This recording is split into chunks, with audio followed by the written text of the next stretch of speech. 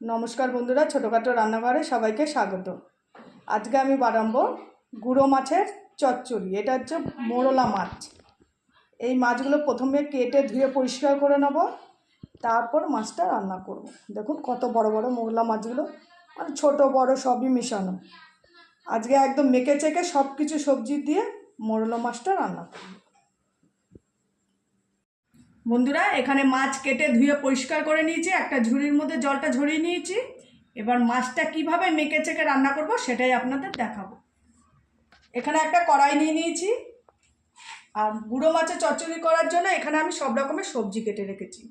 এখানে পটল, ক্যাপসিকাম, কাঁচা লঙ্কা, আলু কুচিয়ে নিয়েছি আর টমেটো কুচি। ঠিক আছে, সমস্ত সবজিগুলো আমি কড়াইতে দিয়ে দেবো। এবার দিয়ে দেবো গুঁড়ো মাছগুলো।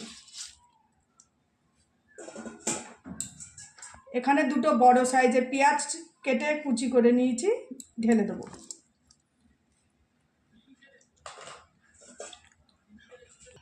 দিয়ে দেবো প্রথমে পরিমাণ মতো হলুদ গুঁড়ো,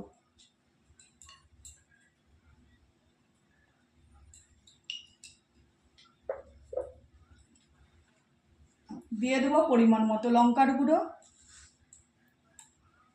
যে যেরকম ঝাল খান সেরকমই। গুঁড়ো মাছের চচ্চড়ি একটু ঝাল বেশি হলে খেতেও ভালো লাগে।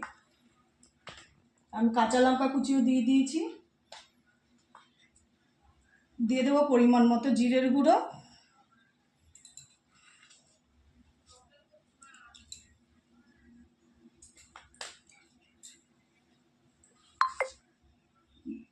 দিয়ে দেবো পরিমাণ মতো লবণ।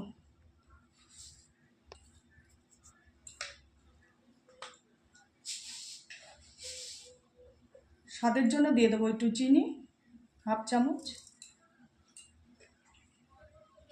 আর দিয়ে দেবো সর্ষের তেল। এই গুঁড়ো মাছের চচ্চড়িতে সর্ষের তেল না দিলে খেতে টেস্ট হয় না,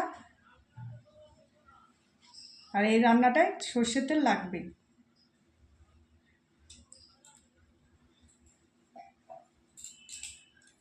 এবার সব কিছু মশলা দিয়ে একসাথে আমি মেখে নেব।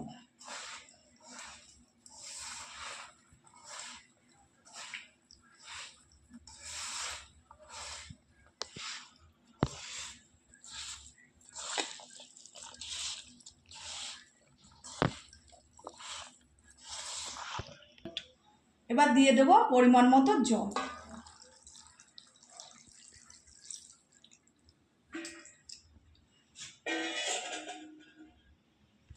এবার দিয়ে দেবো ধনেপাতা কুচি।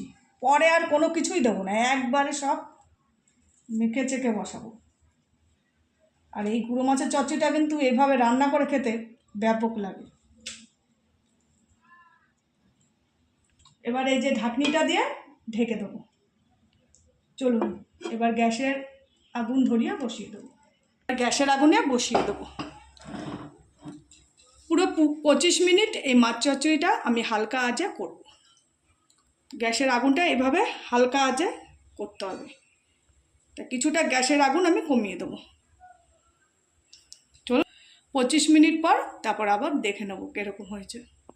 বন্ধুরা, 25 মিনিট পর দেখে নেব ঢাকনিটা তুলে কতটা হয়ে এসছে মাছ চচ্চড়া। দেখুন মাছ চচ্চড়া প্রায় হয়ে এসছে। আরটু আমি একদম জলটা আরটু টেনে নেবো, আরটু শুকিয়ে নেবো। এর জন্য একটু গ্যাসের ওভেনটা বাড়িয়ে আরটু মাছটা টেনে নেব। ঝোলটা একটু শুকালে তারপরে মাছটা নামিয়ে নেব। বন্ধুরা, গুঁড়ো মাছের চচ্চড়ি আমার হয়ে গেছে, এবার আমি নামিয়ে নেব। থালের মধ্যে ঢেলে নেব।